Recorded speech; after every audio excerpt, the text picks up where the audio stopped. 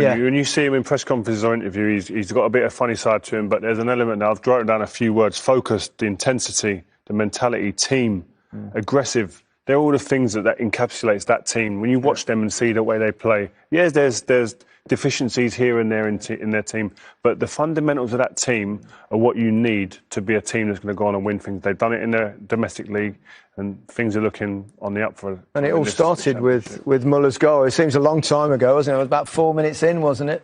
And brilliant bit of football. Yeah, I mean, they just, but the precision.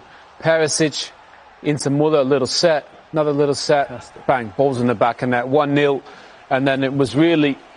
You just thought there was going to be goals. I don't think we ever anticipated this many, but the quality of the goals was impressive as well. Muller's disguise on that volley, touch into Lewandowski, like you can't underplay that. That is an unbelievable bit of skill. To see it, to disguise it, put the defender off and then get the other side of him was tremendous. There was a decent volley for the second goal. It was albeit it was an own goal from Alaba. But this is what we talked about. It's not about the centre forward in Suarez or Messi running into that. It's the full-back running in from deep or a midfielder, and you'll get loads and loads of joy today. That's what happened. I think United could probably have done better there, Yeah, I mean, they were a bit shaky to start, weren't they, Bayern, defensively, but I think once, Barca had a bit of intensity to start the game. Once that wavered off, they just got crushed. You could see, couldn't you, even as early as that there were going to be a lot of goals in this game, the way both teams played. Yeah, I mean, Rio made a good point. Both teams defend too high. So there's, and I just think with the space in behind for all these fabulous players, there's only, they win it back there, 20, 30 yards, it's a goal. It's in the back of the net. And Barca, they turned over possession in areas we don't normally think of. Xavi and Iniesta, they would have never lost the ball in those areas. You said it when we was watching. That's Barca being Barca. Yeah. But the high line gives you the opportunity to press higher. It makes it that side of it easier, doesn't it? I think that's what Hansi Flick's brought to this Bayern team, which almost is Pep Guardiola-esque. And then in these areas, the quality, Goretzka, Gnabry, it's unbelievable.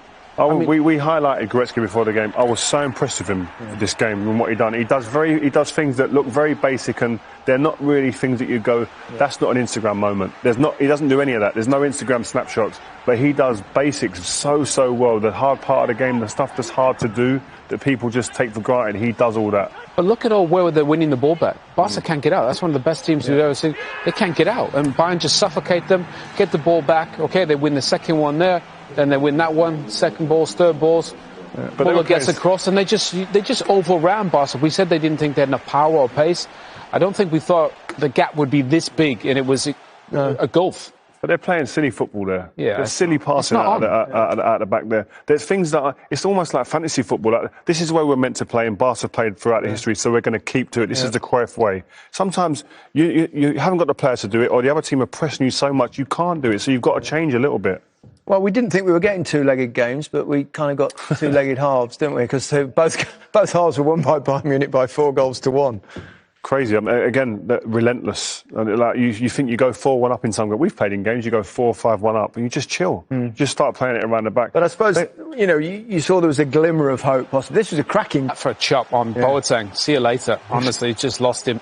You spun him on the dance floor. How good a finish is that? But there just wasn't enough moments of those. And Bayern really made the point. Bayern defensively, they're not perfect, but that there is just quality from a fabulous finisher. But he just didn't get enough service, Luis Suarez. You've seen Suarez do that type of goal a lot of times, haven't you? Oh, yeah. I mean, he's a wonderful finisher. He shapes up to put it in the far corner. His legs are going there, aren't they? You can see it. His pace is kind of disintegrated. He's put in hard yards over the years. He's a player. He's a fighter. He's a fighter. He's someone who every game meant the world to him, it seemed. And sometimes you run out of steam, but he's still got the quality. You sort of knew something else would happen for Bayern Munich. And Alphonso Davies, this is special, isn't it?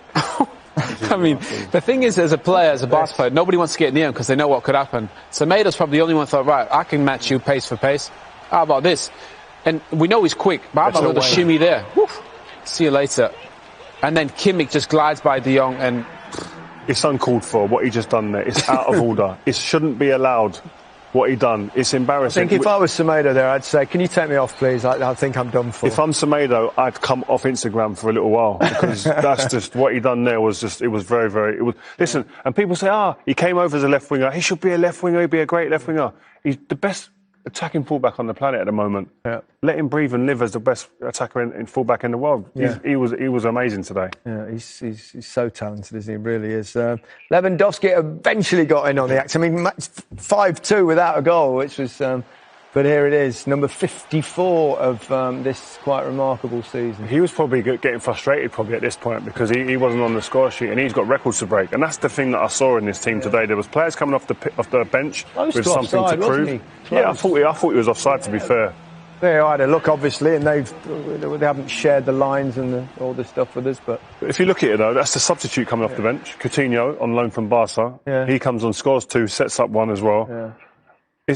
Coman came on, was flying up and down the pitch. Like, these guys, it's Lucas not about... Hernandez, they're not What chilling. does it say about the recruitment and everything around Barcelona at the moment that Coutinho comes on and scores 2 goals against his former club? Well, his club, it's still his club, but he's obviously on loan. Well, he's still a fabulous player, but I love this one. Messi getting, Bayern still working so hard. The cruising in the game, win the ball back, and Coutinho comes on. As you said, we know he's a fabulous player, but he's a squad player in this Bayern Munich team. Muller's form has just been outrageous, but he came on and played great. And Rio makes a point. You got Coman, you got Perisic, you got Coutinho, you got Lucas Hernandez, you got Tolisso. They've got so many fabulous players to come off the bench. I've got my abacus out, and I think this is number 8.